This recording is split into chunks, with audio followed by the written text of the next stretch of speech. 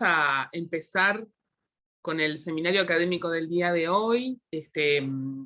es un tema que tiene que ver con el mes de la diversidad. Propusimos hacer este seminario en el marco de los seminarios académicos del hospital, porque nos parece un tema muy importante en la atención a las personas a la salud, en los ambientes laborales, y queríamos compartir un seminario como de introducción al tema en el hospital universitario, donde entendemos, quienes preparamos un poco este seminario, que hay mucho trabajo por hacer aún para poder capacitar y para poder entender este tema y mejorar nuestras prácticas, tanto con las personas que asistimos como entre el equipo de salud que trabaja en el hospital. Entonces, mi nombre es Aida Arteta, yo soy profesora agregada de la Cátedra de Enfermedades Infecciosas y trabajo hace muchos años con estas dos compañeras que les voy a presentar, que son las que van a darle contenido al seminario académico, que son la licenciada en enfermería Florencia Forrisi. Ella, bueno, es licenciada en enfermería, en realidad en este momento no trabaja en el hospital universitario, es integrante del colectivo Ovejas Negras y es integrante del equipo docente del curso de Salud y Diversidad Sexual que dictamos desde hace muchos años, si mal no recuerdo, desde el año 2013, en una propuesta interfacultades, con la Facultad de Psicología, con el colectivo Ovejas Negras, con la Facultad de Medicina,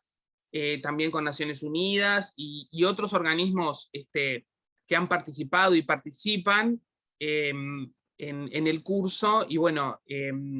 ella ha coordinado junto con Romina mucho tiempo este curso, todo este tiempo básicamente, y bueno, y ha coordinado también la elaboración de algunas de las guías que les vamos a presentar. También está con nosotros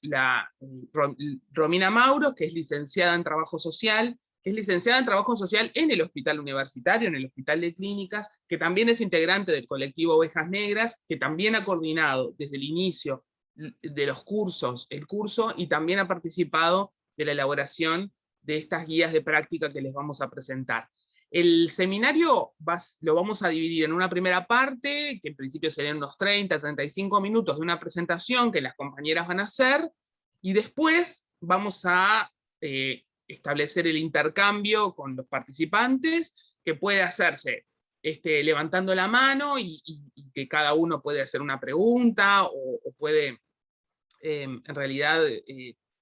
hacer un comentario, no tiene por qué ser una pregunta, o también en el ítem que tienen ahí abajo, el icono de preguntas y respuestas, o en el chat, también pueden escribir preguntas durante la presentación que vamos a ir registrando y que vamos a ir poniendo a punto para después hacerlas todas al final. O sea que, bueno, en principio, darle las bienvenidas a Florencia y a Romina a este seminario, y los dejamos y las dejamos con ellas para empezar la actividad. Hola, muchas gracias por la invitación. Pensé que Romina me iba a dejar sola con la planta. Romina va a ser la que pase las diapositivas porque yo no sé hacer eso. Y bueno, básicamente lo que les comentaba Zaida, venimos trabajando hace unos cuantos años sobre este tema. Está todo bien, ¿no? Sí. Venimos trabajando hace unos años con este tema. Básicamente lo que vamos a hacer ahora es presentar, muchas de las personas que están acá probablemente ya conozcan los materiales que vamos a presentar acá, pero la idea es refrescar cuáles son los lineamientos que existen en el país en cuanto a la atención sobre este tema, salud y diversidad sexual, con una perspectiva de diversidad sexual,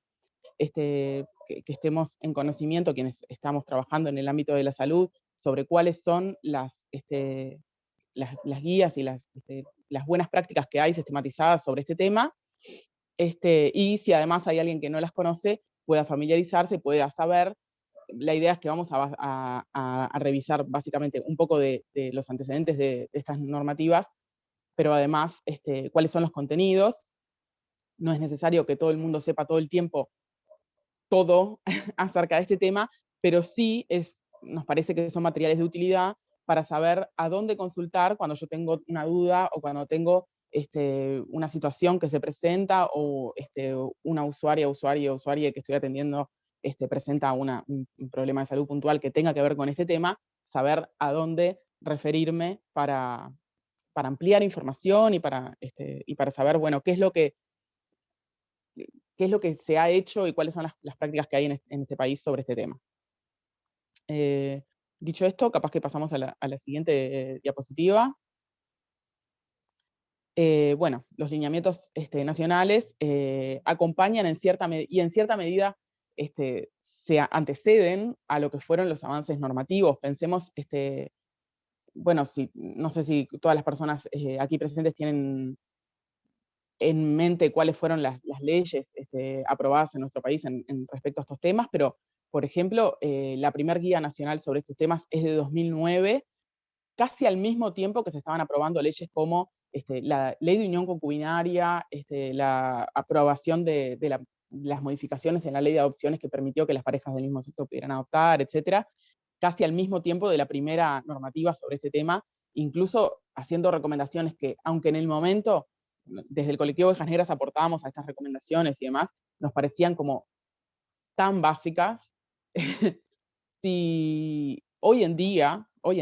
si todos los servicios cumplieran esas recomendaciones tan básicas, evitaríamos un montón de problemas de salud que tienen que ver con la discriminación en lugares de salud, de atención y demás, que todavía se dan hoy. Bueno, se nutren entonces de la interacción entre academia y sociedad civil organizada, es decir, el Estado dando lugar a la academia y la sociedad civil y las experiencias que tenemos las personas que transitamos por estas situaciones y demás, y qué es lo que tenemos para aportar para la elaboración de estas guías, y brindan información relevante para la implementación de buenas prácticas dirigidas a diferentes integrantes del equipo de salud. Esto es una cosa importante y que en la que hemos hecho énfasis desde el inicio trabajando en estos temas, que desde el equipo de salud, desde todas las personas que integran el equipo de salud, independiente, o sea, hay que tomar en cuenta cuál es el rol de cada persona y hay cosas que podemos hacer desde cada lugar. No es solamente algo que va a pasar de la puerta del consultorio de médico o médica para adentro, sino que hay un montón de cosas que hacen al sistema de salud, todas y todos lo sabemos de esto, pero no está de más, muchas veces cuando se hacen después en la práctica, cuando se lleva adelante bueno, una capacitación y demás, tratar de enfocarla también a lo que tiene que ver con todos los integrantes del equipo de salud y no únicamente con el personal médico. Y bueno, esto es un extracto que saqué de la primera guía, de la guía de 2009, brindar una atención integral, diferenciada y centrada en las particularidades de la población LGBT es una contribución esencial a la reducción del estigma y discriminación, ya que estos son agentes causales que impiden el acceso a la población a los servicios de salud y al goce de una salud integral. Esto se ha trabajado desde diferentes aristas, desde pensar en cómo llevar dentro del sistema de salud a prácticas que se hacen por fuera del sistema de salud, y pensarlo entonces con una lógica de seguridad del paciente, de pensar en que muchas veces la discriminación y el estigma y el miedo a la discriminación y el estigma alejan a las personas de los servicios de salud, entonces demoran los tiempos de consultas, demoran la consulta y demoran, los tiempos de consulta no, perdón, demoran la llegada de la persona a la consulta y entonces la predisponen a tener peores resultados de salud porque la atención no es oportuna.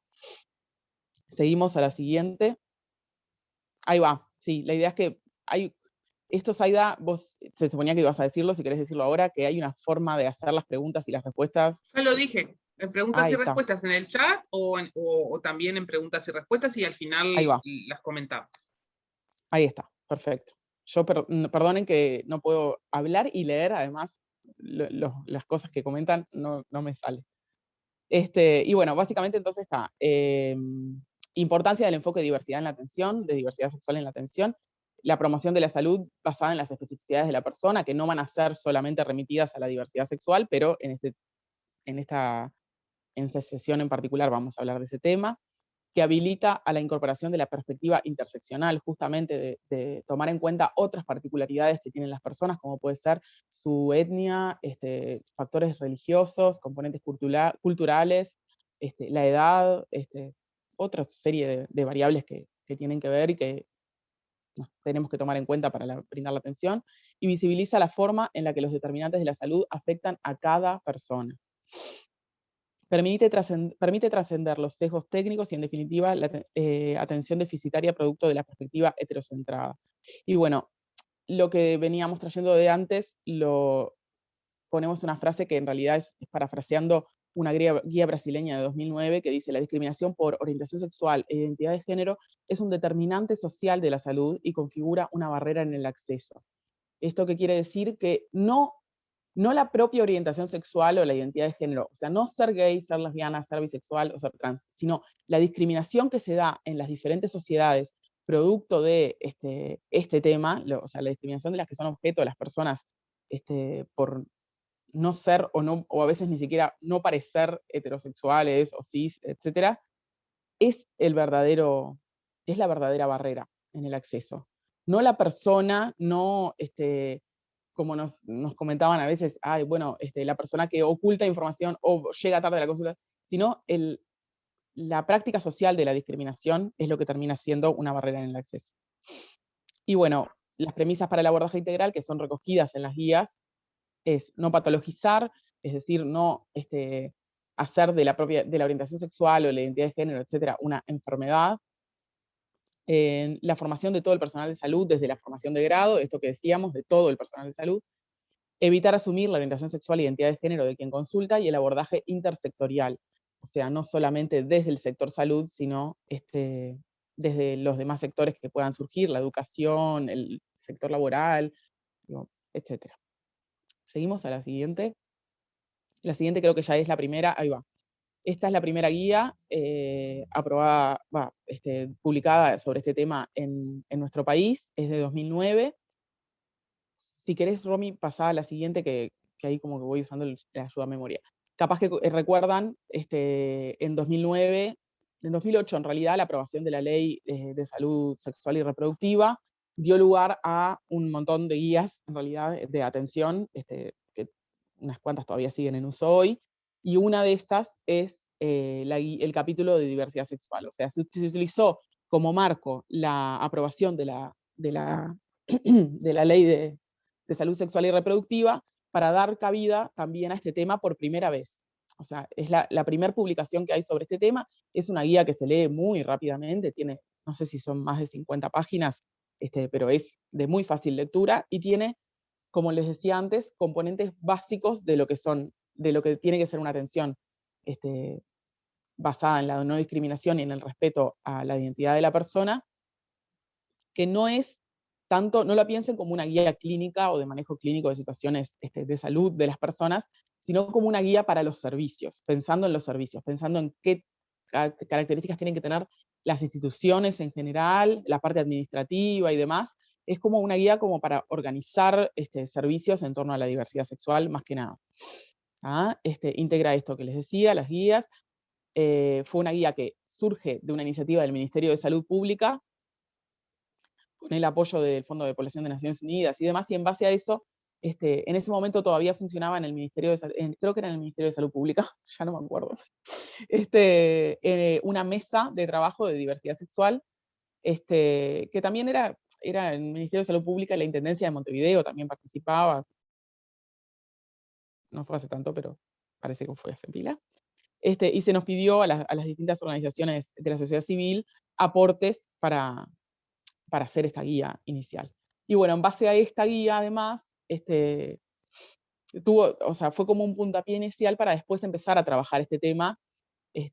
Piensa, en 2009 estaba cerrándose una gestión de gobierno y empezaba otra, y desde el Ministerio de Salud Pública lo que se tomó fue, bueno, dejar algo como una base para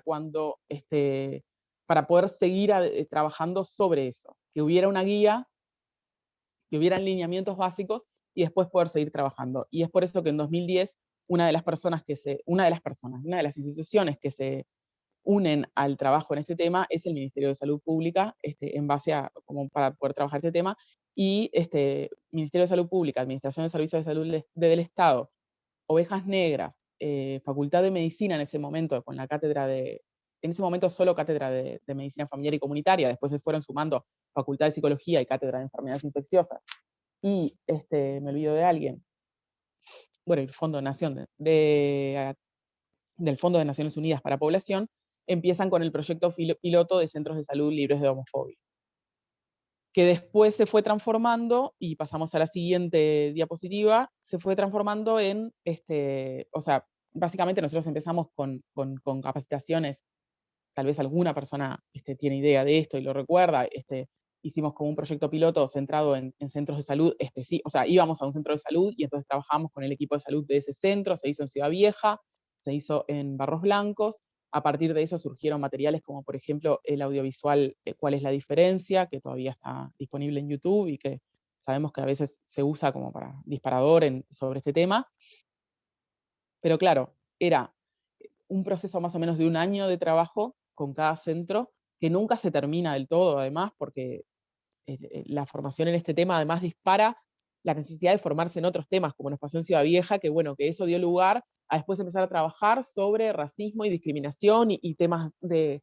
salud de las personas migrantes. En Barros Blancos nos pasó con VIH, que bueno, que eso les disparó la necesidad de empezar a trabajar con VIH, y entonces nosotros después hicimos la alianza, el nexo en realidad, para que siguiera trabajando a CEPO. En el otro caso, también siguieron trabajando con otras organizaciones y demás, porque claro, lo que tiene este tema en particular, y lo tiene cualquier tema que trate sobre calidad de la atención y sobre buenas prácticas en una población específica, es lo que devela es la necesidad que tenemos de formarnos como equipos de salud en atender a las personas en su diversidad, y no solamente centrarnos como que hay un ser humano tipo y que justo todas las personas tenemos las mismas historias y las mismas identidades y demás, y las mismas necesidades de salud. En realidad lo que termina pasando es eso, y fue lo que nos pasó. Entonces era como un tema de un trabajo de nunca acabar, y decíamos, bueno, basta, hay 900 puestos de salud solo de ACE en todo el país en ese momento. No vamos a llegar nunca a lograr un avance sustantivo en este tema. Entonces, lo que empezó como siendo ese proyecto piloto terminó siendo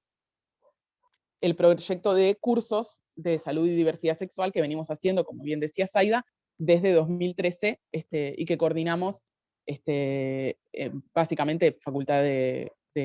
Universidad de la República y Colectivo Ovejas Negras, con la participación que ha habido de Fondo de Población de Naciones Unidas, Ministerio de Salud Pública, ACET, y creo que no, nadie más. Ahí sí nombra a todos. Y bueno, básicamente esta es la segunda guía a la que se llega en 2015, la guía de salud y diversidad sexual, que ven abajo los logos, la gente que básicamente participa en los cursos de salud y diversidad sexual. Empezamos a hacerlos en 2013, en 2014 lo que hicimos fue, si querés, Romy, pasar a la siguiente diapositiva, lo que hicimos fue desgravar el curso. ¿Ah? El curso es una optativa interservicio que es para, o sea, funciona como un curso de formación permanente y una optativa interservicio para estudiantes y para egresados. Porque lo que identificamos es que, y que nos tomamos a las propias y los propios docentes como ejemplo, la formación o sea, era en ese momento, y todavía sigue siendo escasa, tanto en el grado como en el posgrado. Entonces, quienes estamos trabajando hoy en día en el servicio de salud tenemos la misma formación que puede tener un estudiante en este tema. Entonces, no es que sean distintos los temas, sino que lo que hacemos es separar, por un lado, el público que está cursando en este momento una carrera, y por otro lado, el público que ya está trabajando en un servicio de salud, por temas más de poder trabajar en conjunto con las distintas poblaciones que por otra cosa. Y bueno, básicamente así surge esta segunda guía. Cada capítulo tiene su correlato con las clases y los módulos del curso. Ahora me acabo de dar cuenta que no está acá el índice de cada una de las guías, Romy. Yo pensé que iba a estar en la presentación, para poder ir haciendo eso de, capaz que vos querés irme diciendo, porque yo no puedo mirar dos cosas a la vez. Ah, bien. Sí, sí. Porque Bueno, la como... guía anterior más o menos conté que era más que nada de organizar el tema administrativo. En esta estaría bueno, capaz, poder ir haciendo como un raconto de cuáles son los temas en cada capítulo, así que vos querés más diciendo. Bien. Bueno, como les decía Florencia, la guía se configura a partir de la experiencia de los cursos y el contenido que volcamos para eso, donde siempre la intención fue poder abordar la incorporación de la perspectiva de diversidad en distintos niveles y en ese sentido también poder atravesarlo desde establecer un lenguaje común, ¿no? Para poder trabajar con los equipos y ahí avanzar hacia cuestiones más específicas que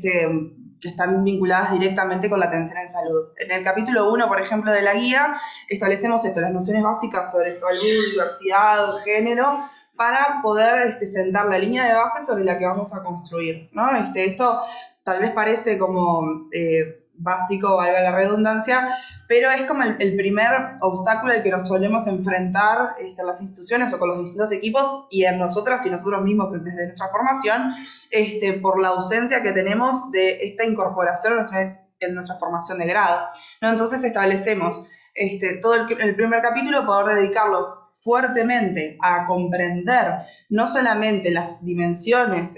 básicas de la diversidad sexual, sino además hacer énfasis en las características del sistema social, cultural y político en el que estamos insertos y donde se reproducen estas dinámicas también en los servicios de salud, ¿no? El capítulo 2, por otro lado, hacemos hincapié en la normativa nacional e internacional que está vigente respecto a diversidad sexual. Esta guía, obviamente recuerden que está del 2015, entonces hay nuevos avances en materia normativa que no están contemplados acá, pero que ahora después igual los comentamos, como por ejemplo la aprobación de la Ley Integral para Personas Trans o la Ley General de Violencia basada en Género hacia las Mujeres.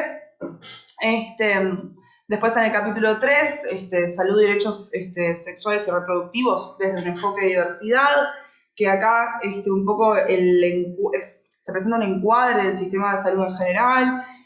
También hacemos hincapié hacia las recomendaciones, cómo preguntar determinados aspectos en la valoración vinculado a la orientación sexual, a la identidad de género, cuáles son los principales factores de riesgo asociados a la población LGBT, cuáles son las características generales sobre el envejecimiento también de la población LGBT, y acá hay un especial también énfasis en la población trans y pensarlo también desde el derecho a envejecer, ¿no? Porque es una población que a nivel regional tiene una expectativa de vida muy baja, o sea, es una expectativa percibida y real sustantivamente menor a la de la población general. Estamos hablando de unos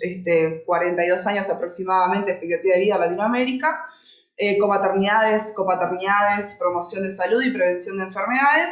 Y después, bueno, salud sexual y reproductiva en general desde una perspectiva de diversidad. En el capítulo 4 es donde profundizamos sobre el abordaje de ITS y VIH, también desde una perspectiva de derechos. El capítulo 5 es concretamente sobre atención ginecológica de mujeres lesbianas y bisexuales. En el sexto capítulo tenemos atención integral para personas trans, y acá también lo tenemos dividido en la atención en el primer nivel, en la segunda parte es el abordaje gineco-quirúrgico a personas trans, y la tercera parte el enfoque quirúrgico plástico mamario también en personas trans.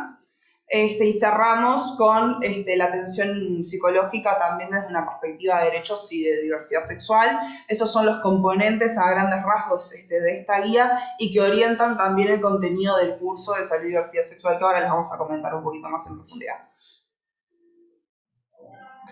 ¿Me escuchás? Ahí va, Ahí. volví. Estamos en el día,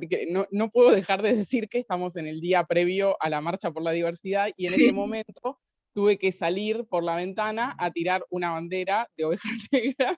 a unas compañeras que vinieron a buscarla para la previa, entonces tuve que salir, porque son cosas que pasan en el día de la previa de la marcha. Bueno, básicamente entonces lo que les decía Romina, hay unas cuantas cosas, a ver, pensando en el como marco del hospital y del trabajo en el hospital, hay algunas cosas que tienen que ver con la atención en policlínica, como más orientada a la atención en policlínica, y hay otras cosas que son como bien... Gracias, hijo. Que son más, que tienen mucho más que ver con el trabajo en el hospital y demás, que por ejemplo, todo el tema de, que esto casi último que nombraba Romina, del abordaje quirúrgico en personas trans y demás, que es algo que es mucho más capaz de la labor de día a día en el hospital. Igualmente, porque por ejemplo, yo que sé, hay un capítulo dedicado a todo lo que tiene que ver con promoción y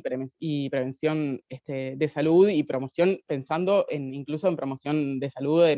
en trabajo de educativo y demás, como pensando en grupos y talleres y demás. hay cosas que no van a ser tan súper aplicables, pero sí hay muchas cosas que tienen que ver con el lenguaje común, con contenidos y con demás, y que permiten la posibilidad de hacer educación incidental y demás, que aunque parezca que que está orientado a otro nivel de atención, igualmente es de recibo para cualquier sea el nivel en el que nos encontramos. Eso en cuanto a la guía. Romina después va a hablar un poco más sobre los cursos en particular, y podemos pasar capaz a la siguiente diapositiva. Bueno, ahí va, a Romina le gustó para poner esta. En 2015 se establecieron los objetivos y metas sanitarias, y es verdad, está bueno destacar que dentro de la implantación y acreditación de buenas prácticas se incluyó la atención de servicios de salud como libres de homo, lesbo, transfobia. Que bueno, reconociendo todo este tema de las prácticas sociales y de las dificultades del acceso a la salud de las personas gays, Sí, lesbianas, bisexuales y es trans. como otro antecedente también importante, porque es también lo que le va dando marco también a la configuración y a la redacción de estas guías, y lo que termina orientando no solamente las prácticas de los servicios, sino que además esto es parte como de este proceso acumulativo del marco formal de protección y promoción de derechos humanos en general, ¿no? Y también me parecía particularmente interesante traer este antecedente, porque también es lo que de cierta forma nos sirvió como de antesala también para pensar en la redacción de la Ley Integral para Personas Trans, la prohibición de cualquier acto de discriminación en el sistema de salud, que me parece que también es importante como eso, como ir contemplando cómo la elaboración de todos estos protocolos también va de la mano justamente de estos avances a nivel formal, y que también se traducen en estos incentivos y marcos vinculantes hacia los distintos prestadores, ¿no? Sí, y además hay una cosa que es bien interesante, que yo decía al principio y que quería retomar sobre todo a partir de ahora, y es esto de que muchas veces los avances que se dan en la implementación de políticas y en la implementación de buenas prácticas en algunos lugares, y en particular en la salud, o sea, ahí creo que ganamos el personal de salud y los equipos de salud tendríamos que sentirnos, tener un montón de orgullo en realidad de cómo podemos implementar estas cosas incluso antes de que estén establecidas en la ley, y cómo muchas veces estas buenas prácticas son cosas que venimos haciendo día a día, y después surge la ley, y tiene que ver sobre todo con la atención a personas trans,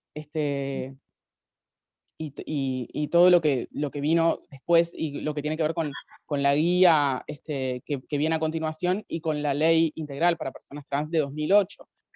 Sí. Justamente, empezar a trabajar en diversidad sexual,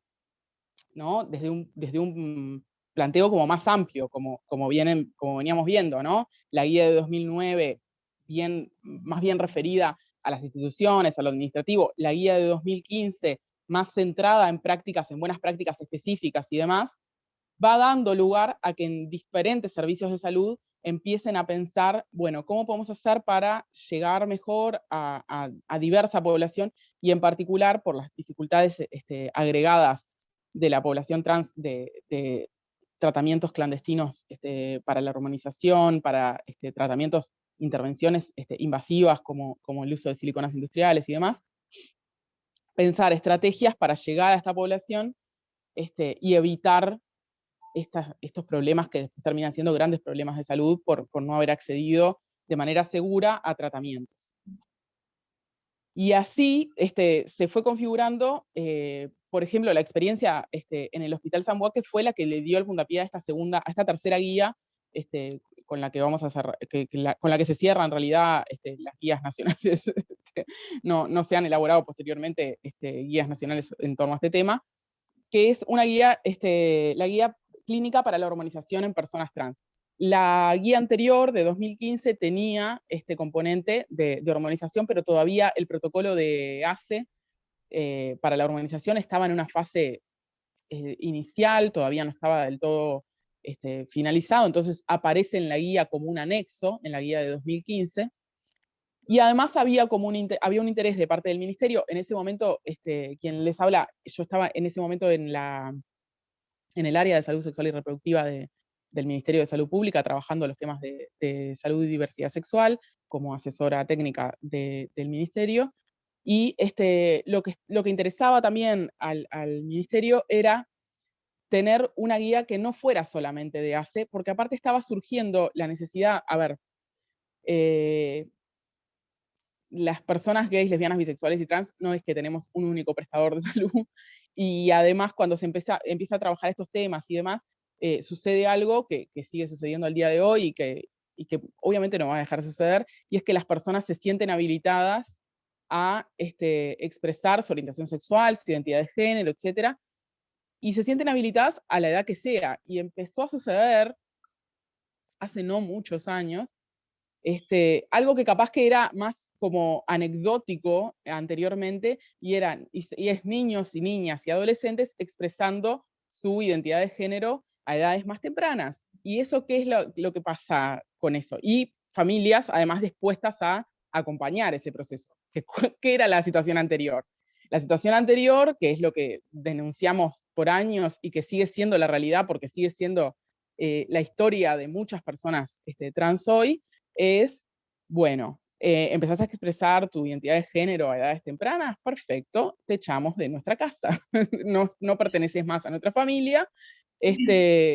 arréglate como puedas, y bueno, todo lo que ya sabemos de explotación sexual en la infancia, o de ocultamiento de la persona en el ambiente doméstico en el caso de varones trans y demás, cosas que probablemente además que no son ajenas al hospital de clínicas, porque el hospital como tiene su antecedente en la atención a personas trans desde los 90, entonces, o sea, tampoco es que estoy diciendo nada que no conozcan, más allá de que además de que nos tocó hacer como la denuncia sistemática de esto para lograr distintas cosas desde los colectivos, por ejemplo, la aprobación de la ley integral trans, y que nos dijeran que en realidad lo que estábamos haciendo era defender privilegios y cosas así. Y bueno, empezó a pasar esto, ¿no? De que personas a edad temprana empiezan a expresar su identidad de género y las familias empiezan a no echar a esas personas de sus casas y acompañar esos procesos. ¿Y qué es lo que pasa? Bueno, lo mismo que pasa en la población general. Antes, bueno, alcanzaba con que ACE se encargara de población trans, ponele, no alcanza, nunca alcanza, ¿no? Pero no era tan grave porque eran personas adultas, pero al ser niños, niñas y adolescentes, el prestador es N, es el prestador en el que le tocó a esa persona nacer y atenderse, y puede ser privado, puede ser ACE, puede ser el que sea. Entonces, las consultas empezaron a llegar no solo ya desde ACE y que pudieran ser canalizadas por un equipo que estuviera trabajando en ese tema, sino que empezaron a llegar desde distintos prestadores. Entonces se vio la necesidad desde el ministerio, que era interesante que el protocolo trascendiera las prácticas concretas en un prestador de salud y fuera algo más general y orientado a el sistema de salud en general y no a un prestador específico. Entonces ahí surge la tercera guía, que es la guía clínica para hormonización de personas trans, que no sé por qué no quedó la fotito de la guía, sí. Bueno, no Quedó importa, sola es violeta. Que Ay, bueno, no. que ahí en ese caso yo hice la coordinación de la publicación, pero quienes hicieron toda la parte de redacción fueron las cátedras vinculadas al tema y las sociedades científicas vinculadas a este tema. Que ahora podemos ir a esa parte preciosa en la que Romina nos dice el índice de la guía, para que yo no me olvide de nada. Que bueno, que incluye estos conocimientos, ¿no? No solamente lo que tiene que ver con endocrinología y con atención al proceso de hormonización desde la endocrinología, sino también todo lo que tiene que ver con componentes nutricionales, componentes psicosociales y demás de este proceso, y toda una serie de recomendaciones además sobre cómo tratar a las personas, o sea, cómo brindar atención a personas trans en los servicios, también desde el punto de vista administrativo, desde el punto de vista de cómo hacer el registro, de cómo elegir el lugar de internación, que es como una cosa tan básica, pero tan preguntada de todos modos. Y si querés, Romy, vos andás leyendo la parte del índice. Sí, en realidad es ese recorrido, ¿no? Como la atención a personas trans en el sistema en general, también el énfasis en el primer nivel, estas recomendaciones que decía Florencia respecto al registro, aspectos legales, después también los aspectos psicosociales, consideraciones previas a la hormonoterapia, que eso también está bueno siempre destacarlo, ¿no? Porque cuando se piensa también en la atención integral a personas trans y se hace el foco sobre la hormonización, hay ahí ya un presupuesto que es que todas las personas trans desean acceder a la hormonización y eso no necesariamente es así, que está bueno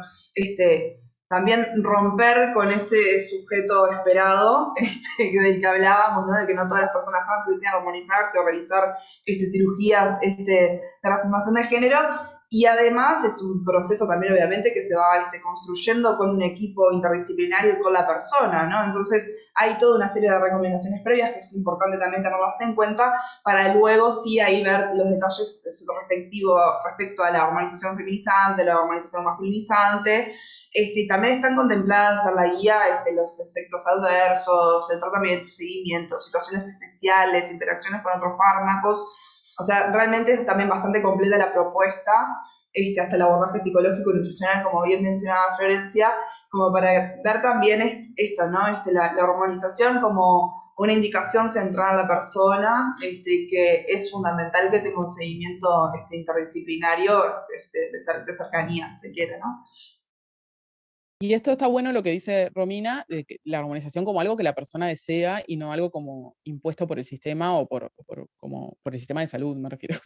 Y por el No, sistema. claro, porque en este sentido también se hace atención, ¿no? En rehabilitar, obviamente, la práctica, entenderla como parte del derecho a la salud y parte de la atención integral, pero que no pase a ser tampoco como una nueva dimensión normalizante desde los sistemas, de que entendemos que las personas todas tienen que pasar por este proceso para ser reconocidas en su identidad o ser reconocidas como sujetos de derecho, ¿no? Eso siempre es una tensión también que se da, que es importante también traerla para problematizarla, porque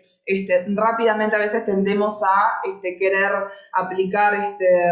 recetas en nuestra intervención y también volvemos a reproducir esquemas que no están buenos en definitiva y no están centrados en la persona. Y que además no están acordes a los lineamientos legales que existen en nuestro país. Nosotros tenemos actualmente la ley de 2018, la ley integral para personas trans, pero anterior a esa existió la ley de 2009 de identidad de género, que ya desde 2009 planteaba que una persona trans, o sea, que el derecho a la identidad de género, y que una persona trans no es aquella que accedió a tal tratamiento o hizo tal modificación en su cuerpo o demás, sino una persona que dice, o sea, que es algo autopercibido por la persona, no es algo que está impuesto por nadie más o que requiere un certificado médico o que requiere nada. O sea, esto es algo que incluso dentro de la propia práctica de la ley fue complejo, porque con la ley de 2009 pasaba, aunque no lo decía la ley expresamente, que le pedían a las personas para los trámites certificados médicos y demás testigos y cosas que no estaban, que era una sugerencia, que eso es el problema cuando uno hace sugerencias en las leyes, que justamente se repite el tema, ahora se repite con el tema de violencia de género, ya tuvieron que salir a aclarar que no era, que esto es obligatorio. Bueno, pasa eso, cuando no está clara la ley, los operadores judiciales toman decisiones, y cuando toman decisiones la gente termina llevando fotos de ellos mismos o ellas mismas hace no sé cuántos años y testigos de que son trans y certificados médicos y lo que sea. Y bueno, justamente eso fue modificado, tremendo. Eso fue modificado con la ley de 2018, que hace del cambio de nombre un trámite administrativo, y permitió que muchas más personas puedan acceder a ese cambio de nombre. Y de hecho, otra vez más, el sistema de salud se adelanta a lo que está escrito en las leyes. Por ejemplo, prestadores como ACE permiten el cambio de nombre de la persona porque la persona dice, no importa que no esté todavía, que no haya hecho el trámite del cambio de la cédula, no importa cómo se vea esa persona, de hecho he acompañado gente que hace este trámite vía mail, o sea, nadie vio a esa persona, a nadie le importa, no es relevante, o sea, no es relevante si está en tratamiento hormonal o no, la persona quiere cambiar su nombre para la Administración de Servicios de Salud del Estado, ok, se cambia, no es necesario andar probando un montón de cosas, porque lo que hacemos es dificultar el acceso. Porque ¿por qué es necesario o por qué se entiende como necesario el cambio de nombre? Y porque termina siendo una barrera en el acceso ser llamada por un nombre con el que la persona no se identifica, y se termina siendo, además, muchas veces somos el equipo de salud los que terminamos haciendo un mundo de eso, de que, no, pará, pero ¿cómo no te puedo poner este nombre en la receta si en tu cédula dice este otro, y en la historia no lo puedo cambiar, y en el Cardex no lo puedo modificar, no sé qué? O sea,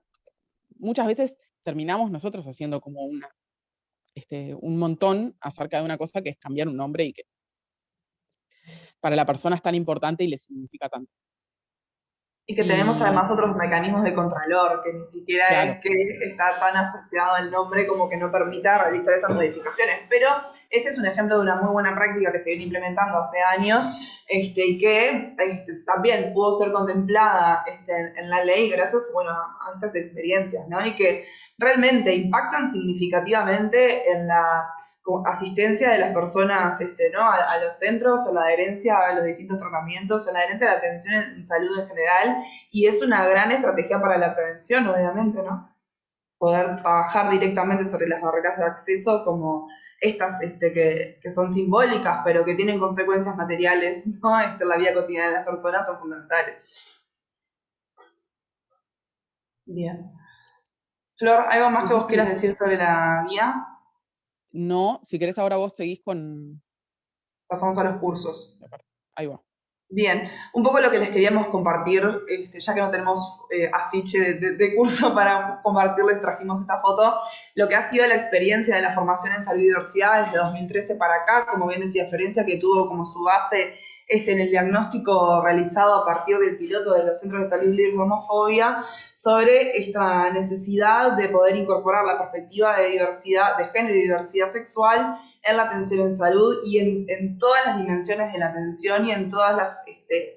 los sectores con los que trabajamos a nivel general dentro del sistema, ¿no? O sea, esto que traía Florencia inicialmente sobre la importancia de incorporar a todas las personas que forman los equipos de salud y todas las personas que integran los centros es fundamental, porque todas constituimos también piezas fundamentales para promover el acceso y para ir derribando progresivamente las barreras, ¿no? En esto de que hablábamos siempre, no solamente contemplar la disponibilidad o el alcance, sino también el contenido, en definitiva, de la vivencia en los centros de salud, que se vincula muchísimo con esta perspectiva de la interseccionalidad que también traíamos en el arranque, para poder analizar y comprender la complejidad de la realidad, entendiendo cómo operan los distintos sistemas de opresión y de privilegio según el lugar en el que nos encontremos, y cómo esto determina el acceso a derechos, y también cómo determina el acceso, en nuestro caso específicamente, a la atención en salud, ¿no? Entonces, un poco el objetivo del curso es promover el desarrollo de herramientas, de capacidades, de estudiantes, profesionales e integrantes de equipos de salud en general, para poder integrar la perspectiva de género y diversidad en su práctica, basado en un enfoque de derechos de salud sexual y reproductiva, y obviamente en la promoción en la promoción y la atención en salud en general, ¿no? Un poco también un segundo como objetivo también de estos cursos es la multiplicación, ¿no? Algo sobre lo que nosotras siempre hacemos énfasis cuando estamos formando equipos o cuando estamos formando referentes que por su sola voluntad se anotan a estos cursos para poder formarse, es brindar también las herramientas y la posibilidad también de contar con una red de apoyo para luego poder seguir reproduciendo estas prácticas significativas o incluso los contenidos del curso en sus ámbitos de referencia, ¿no? Un poco esto se configura también a partir de las distintas experiencias de sensibilización que hemos tenido históricamente en equipos en el primer nivel de atención, y también el nexo con los sindicatos de la salud, ¿no? La demanda sobre la formación o incluso los pedidos de ayuda a veces de cómo poder abordar determinadas situaciones o cómo poner en juego las herramientas que brinda el propio sistema para poder brindar una mejor atención, es también lo que nos permitió como ir modificando y adaptando los contenidos del curso a las necesidades también del personal de salud en general, ¿no? Como mencionábamos antes, estos cursos antes los dividíamos en dos: un curso de formación permanente dirigido a egresadas, egresados o integrantes de equipos del área de la salud, y una optativa para estudiantes de la Universidad de la República. Un poco también lo que veíamos, y por eso en algunos años hemos tomado la decisión mezclar un poco y hacer una única instancia de formaciones, porque las carencias, si se quiere, en la formación de grado son las mismas que luego vemos en la formación de posgrado o ya entrado en años de ejercicio profesional, ¿no? Entonces, el intercambio también de experiencias desde los distintos roles y de las distintas trayectorias, tanto con estudiantes como profesionales, la verdad que generaba una síntesis muy interesante y nos permitía trabajar ya también en estos espacios. En lo que va de estos años que venimos dictando el curso, ya hemos formado a 950 personas de todo el país. Eso es algo que bueno, obviamente siempre como festejamos, porque este es un curso obviamente que se dicta de forma gratuita a quien tenga la voluntad de hacerlo. Estamos año a año intentando como también modificar y adaptar nuestra propuesta para poder captar aún más personas. Obviamente estas últimas 2 ediciones han sido de forma virtual, pero la presencialidad, nuestro énfasis también siempre fue en lo vivencial, en el intercambio, en el debate, poder entender este espacio como un ámbito de construcción realmente, y donde ponemos en juego también todas nuestras dudas, todos nuestros prejuicios y todas nuestras ganas también de conocer, aprender de un otro, para poder luego llevarlo a la práctica, ¿no? Entonces, la virtualidad por un lado nos hizo perder esta cosa como a todas, ¿no? Esta cuestión más vivencial, pero sí nos permitió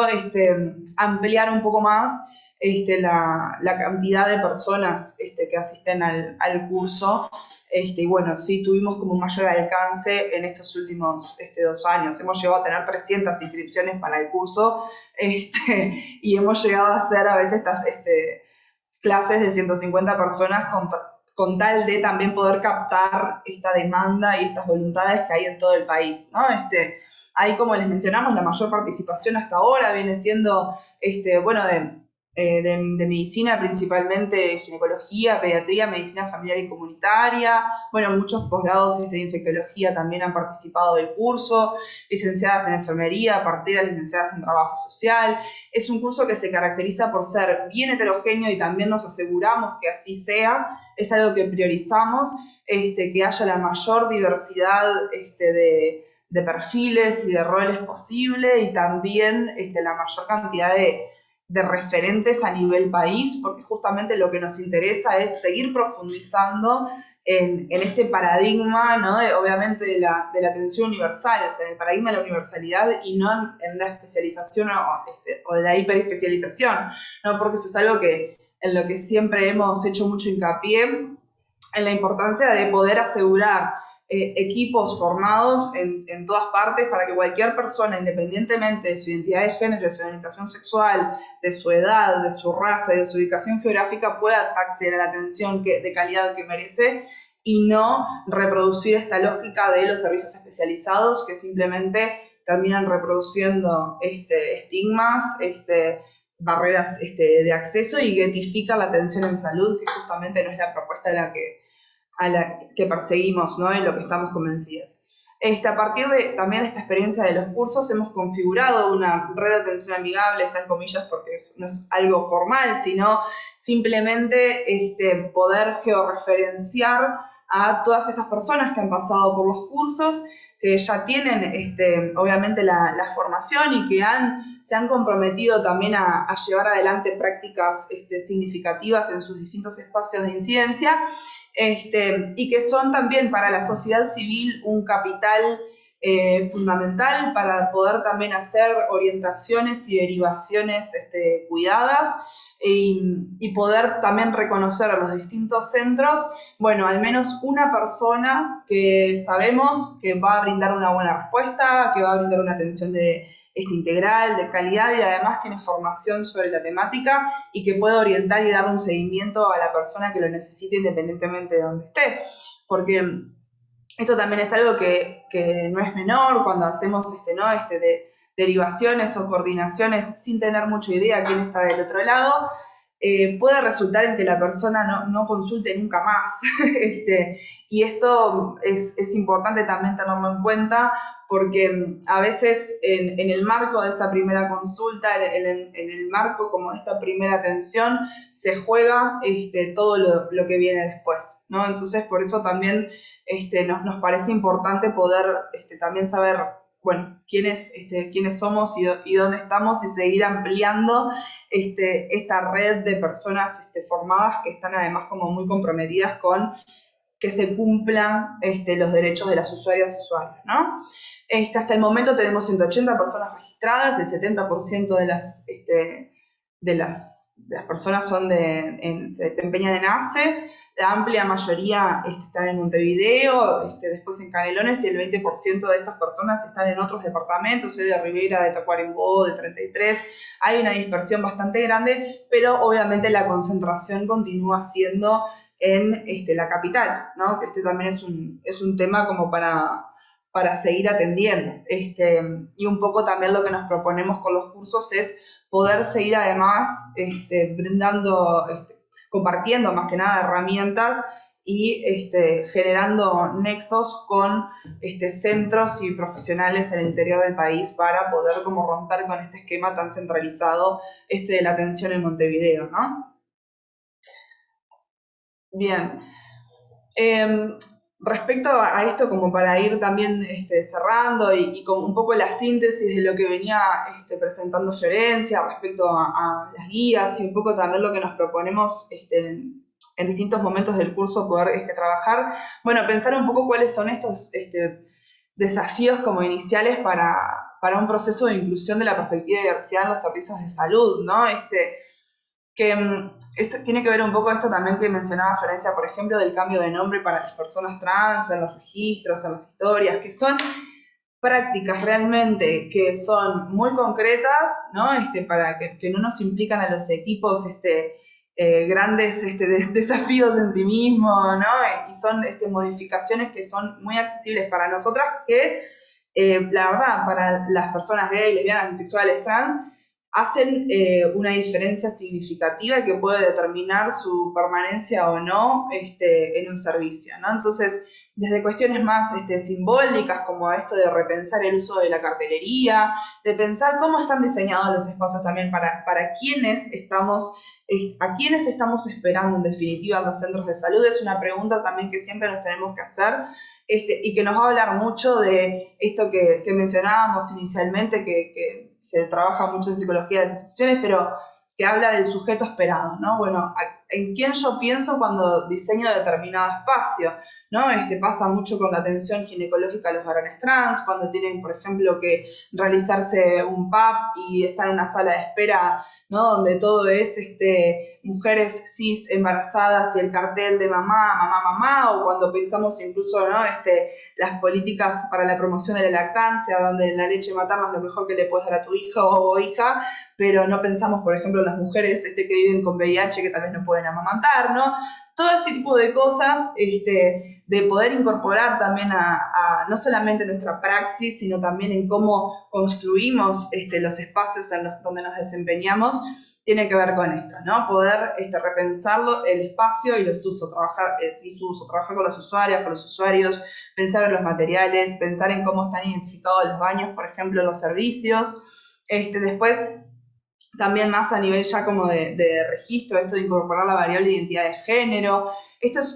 no solamente es una buena práctica, sino que además es importante saber que en el marco de la Ley Integral para Personas Trans es una obligación, además, incorporar esta variable en todos los sistemas estadísticos, y poder contemplar además el nombre social en los registros de historia clínica, ¿no? Poder trabajar también con los equipos cómo incorporar las preguntas sobre identidad de género, sobre las prácticas sexuales, sobre la orientación sexual, empezar a trabajar sobre nosotras y nosotros mismos estas tensiones que nos genera como pensar que hay como ruido en torno a esto, o que no es relevante para la consulta, o que son cosas sobre las que no me debo meter porque corresponden al ámbito privado, cuando en realidad tiene que ver con la identidad de la persona, cómo esta persona se presenta, vive, y en definitiva trascender también esa barrera con los equipos. Bueno, difundir obviamente dentro de los equipos aspectos básicos de promoción de salud que esté dirigida a población LGBT y dejar en claro a la población usuaria los mecanismos para realizar denuncias. Esto es fundamental también, ¿no? Pensando en cómo readaptar los servicios y poder trabajar con usuarios en general.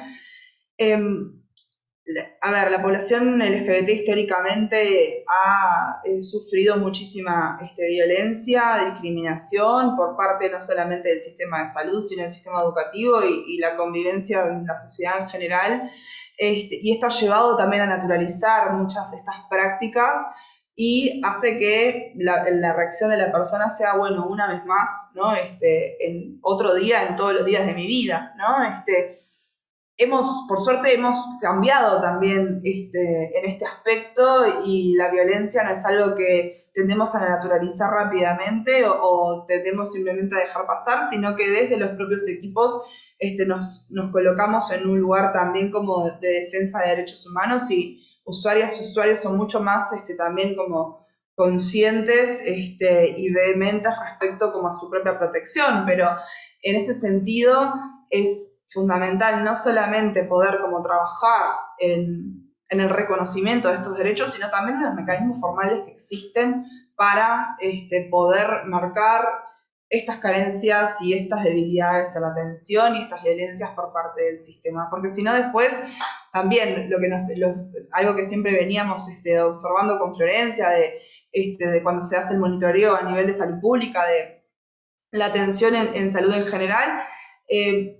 nunca se identificaban problemas, ¿no? A nosotras siempre nos llueven denuncias de todos lados y siempre estamos como acompañando a distintas personas porque fueron discriminadas en su centro de salud, porque no están pudiendo acceder a los tratamientos hormonales, porque se trata de una pareja de mujeres que está en un prestador privado y les están cobrando miles y miles de pesos para acceder a la reproducción asistida porque desconocen la ley. Y sin embargo, después cuando empezamos como a ver, bueno, el correlato con los relevamientos, esa información no está. Entonces, sigue habiendo un desconocimiento, no solamente como de los mecanismos para hacer denuncias, sino que también después el seguimiento de esos procesos constituye también una violencia institucional, ¿no? Que no suceda nada, básicamente, también. Entonces, en ese sentido, creo que los equipos tenemos también un rol clave para asegurar la protección de los derechos de las personas. Estos son algunos ejemplos que siempre compartimos como para trabajar en esta línea, ¿no? Esto que ven acá del afiche de acá felicitamos a todas las familias donde manda el amor, es también es un material que diseñamos hace años, bueno, creo que están en casi todas las policlínicas de Montevideo, seguro, porque Florencia se encargó de dejarlo por todos lados,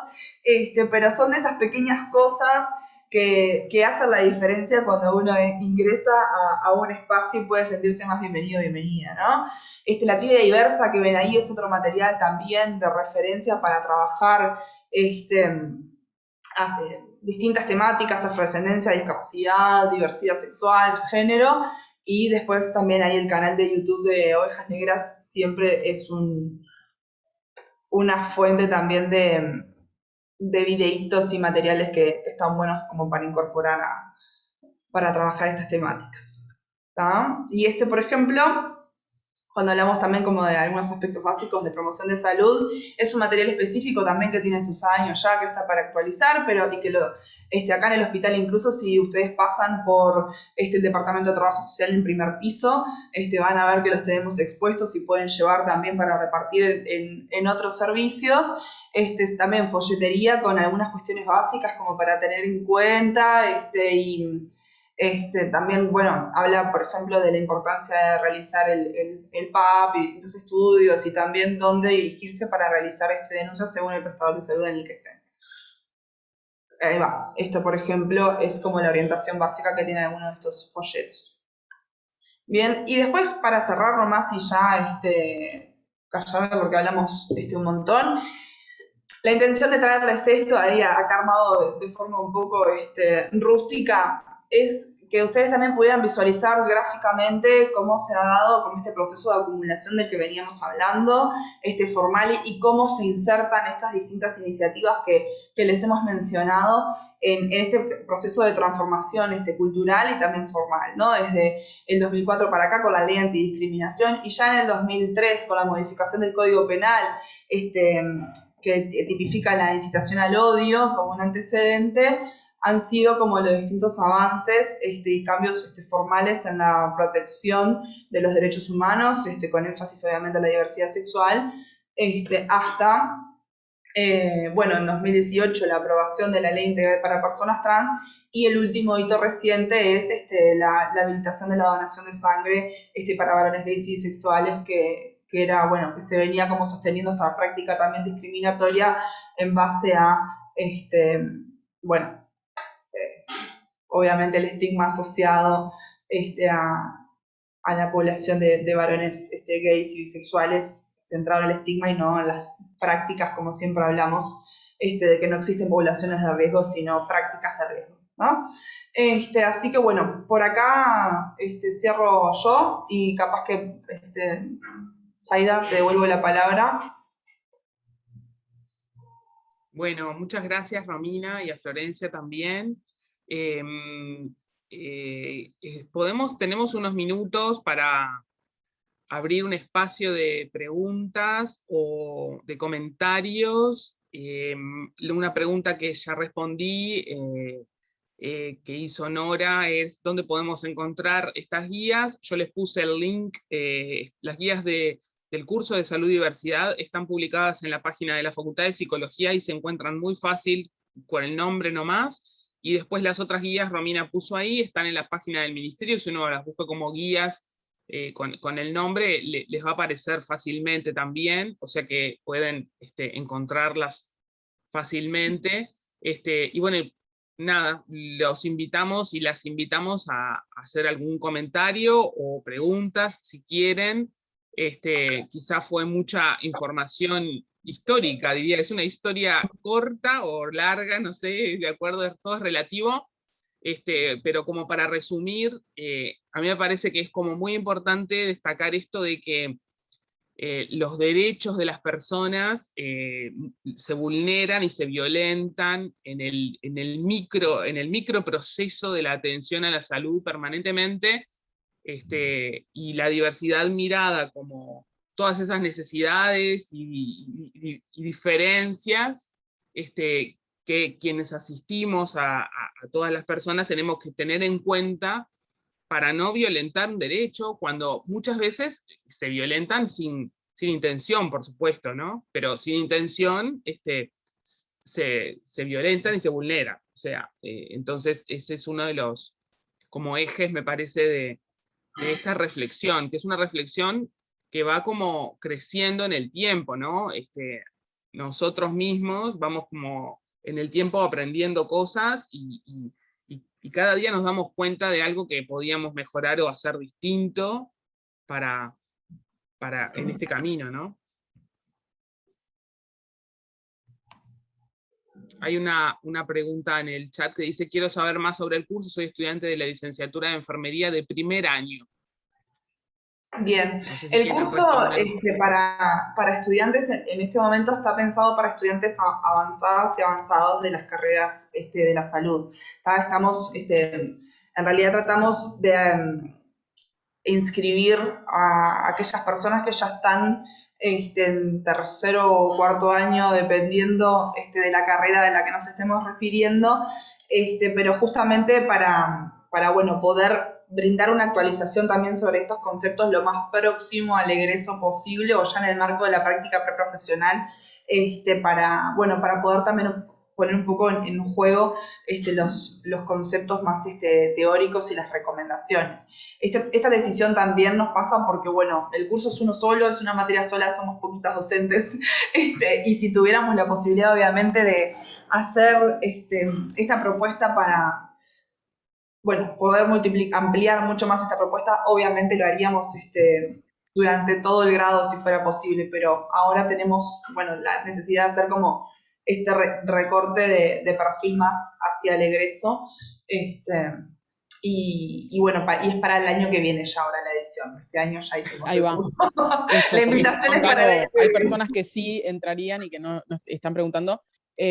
Básicamente, sigan las redes de ovejas, porque es como igual hay otras formas de enterarse, porque en realidad va a aparecer en Bedelía y demás, Claro. pero a veces aparece un poquito antes de lo que aparece en Bedelía en las redes de ovejas. Entonces, síganlas como para estar atentas y atentos con Bedelía, diciéndoles, ay, ya abrió, o fijándose a ver si abrió. Una excelente forma es seguir a Ovejas Negras Seguir Ovejas Negras. redes. Sí, ese es un detalle Hay también otras importante. instituciones que hacen el curso y que forman el curso, pero no son tan lindas las páginas. Como las ovejas negras. No, ese es un detalle importante en realidad, justamente como el curso también lo damos desde medicina, la inscripción para estudiantes de medicina es a través de Bedelía y está acreditado y son quienes menos problemas tienen después para acreditar el curso. Ahí va. No, lo que nos ha son las pasado, únicas a lo largo del tiempo es que hay más personas interesadas que cupos y lo hemos hecho 2 veces en un año, lo hemos hecho en 2 turnos a la vez, ¿no? O sea, hay opciones varias que ha sido maratónico. En realidad el objetivo es, sería, bueno, el objetivo de este seminario era también entender que está la guía escrita y que más allá de lo que decía Romina y Florencia, ¿no? Que más allá de la participación en un curso que por supuesto tiene la riqueza de la discusión y es, en ese sentido, obviamente no es lo mismo que leer una guía, pero que se pueden hacer experiencias en los servicios basadas en materiales diversos, por supuesto la guía, pero otros materiales, hay mucho material también, hay material de otros países, o sea, uno podría realizar cosas puntuales en los servicios a partir de materiales que puedan también estar adaptados a las necesidades de lo que sucede en cada servicio. Y no quiero dejar de mencionar una cosa muy importante que la dije al principio, pero que después de todo esto me parece que cabe mucho, y es que esto que estamos hablando está como centrado en las personas que se asisten en el sistema de salud, o sea, siempre como en quien viene a buscar prevención o curación, o sea, de distintas cosas que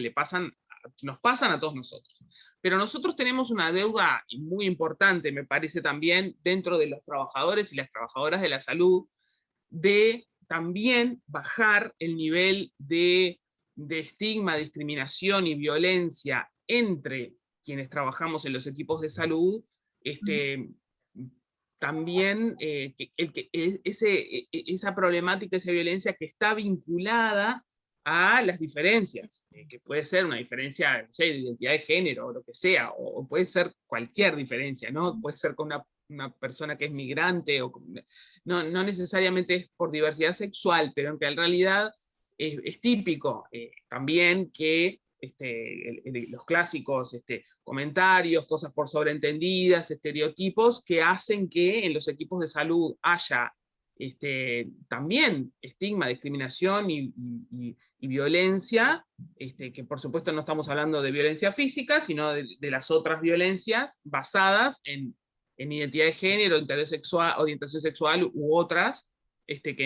a las cuales asistimos y visualizamos a diario. Y que negamos, naturalizamos y negamos con nuestros colegas y nuestras colegas y nuestros compañeros y compañeras del equipo de salud, aunque no sean de la misma profesión, no importa. O sea, me parece que ese es un debe muy importante que hay en este hospital seguro, pero además, pero en todo el sistema, ¿no? No es distinto Sí, el hospital. sobre todo también porque hemos también acumulado evidencia también al respecto, ¿no? No es solamente como una percepción así o algo como más que quede en el plano discursivo de como del combate a la discriminación y la violencia, sino que, por ejemplo, recientemente hay datos de 2020 de la encuesta latinoamericana sobre diversidad sexual en el ámbito laboral que habla justamente del 67% de las personas declara haber sufrido discriminación o violencia en el ámbito del trabajo, ¿no? En esta encuesta latinoamericana, por supuesto que está comprendido Uruguay, y bueno, también habla justamente de esto, ¿no? De cómo a pesar de encontrarnos en un marco mucho más habilitante y donde las conquistas sociales, políticas, que inciden obviamente en el campo cultural, nos permiten bueno, pararnos hoy en un lugar distinto al de hace 20, 30, 50 años atrás, que ya permiten que nuestras trayectorias sean diferentes, eso no quita que, obviamente, el peso, ¿no? y la violencia de la heteronormatividad y la heterosexualidad obligatoria siga pesando sobre todos nuestros cuerpos y sobre todas nuestras identidades, y que tenemos que también integrarlo como parte de nuestra plataforma también como trabajadoras y trabajadores de la salud, ¿no? Esto también hace a nuestro autocuidado, esto también hace al cuidado de nuestras compañeras y nuestros compañeros, y sin duda además hace a nuestra identidad como trabajadores y trabajadoras, ¿no? Entonces, en ese sentido también es importante poder ponerlo en palabras y poder comprometernos también cotidianamente contra todas estas manifestaciones de violencia, ¿no? Porque si no, después es como decimos siempre los talleres o los cursos, no basta con pintarse la cara de arcoíris y no basta con colgar banderas. El compromiso también desde nuestras instituciones y desde nuestras propias prácticas tiene que tener un correlato, ¿no? con nuestras acciones y con nuestras políticas institucionales también, ¿no? Y eso que decía Zaida me parece que es importante como también reforzarlo, porque si no, no tiene sentido que nos pensemos como por fuera de todo esto, como decía Zaida, ¿no? No solamente para la población con la que trabajamos, sino que es algo que nos atraviesa a todas y todos, y que es importante también que lo incorporemos en nuestros vínculos interpersonales también, obviamente.